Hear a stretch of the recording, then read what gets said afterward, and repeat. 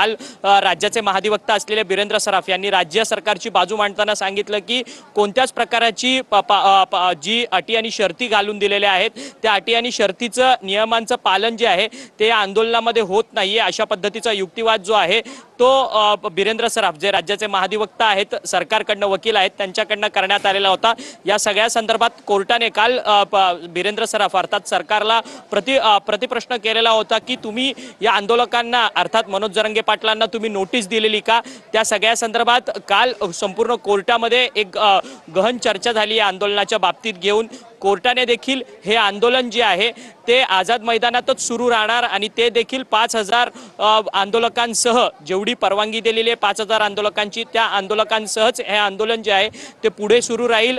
5000पेक्षा जी अधिकची गर्दी जमलेली आहे मुंबईमध्ये अथवा मुंबईमध्ये जो काही मराठा आंदोलकांकडनं रस्ते अडवले जातात त्यांच्या वाहनांकडनं जी अनधिकृतरित्या पार्किंग केली जाते मुंबईच्या रस्त्यांवरती ती सगळी हटवण्याचे निर्देश जे आहे ते मुंबई पोलिसांना दिलेले होते आणि त्यानंतर संध्याकाळी मनोज जरांगे पाटील यांनी माध्यमांशी संवाद साधताना सगळ्या मराठा बांधवांना सांगितलं की आपल्याला कायदा सुव्यवस्था पाळायची, पोलिसांना सहकार्य करायचंय, कोर्टाच्या नियमांचं पालन करायचं, त्यामुळे तुम्ही देखील आता रस्त्यांवरील वाहनं जी आहेत ती बाजूला काढा आणि रस्ते वाहतुकीकरता मोकळे करा असं आवाहन केल्यानंतर मराठा बांधवांनी देखील या आव्हानाला प्रतिसाद देता रस्त्यावरची वाहतूक जी आहे ती चालू केलेली आहे। रस्त्यावरची जे अनधिकृतपणे जे गाड्या पार्क केलेल्या होत्या मराठा बांधवांकडनं ते देखील मराठा बांधवांकडनं काढण्यात आलेलं असल्याचं पाहायला मिळतं। परंतु सकाळी आज मात्र सकाळी पुन्हा एकदा CSMT स्थानकाच्या समोरचा जो रस्ता आहे तो मराठा बांधवांकडनं अडवण्यात आला। लगेचच मनोज जरांगे पाटील यांच्याकडनं संदेश देण्यात आला की हे रस्ते तात्काळ खाली करा। त्यानंतर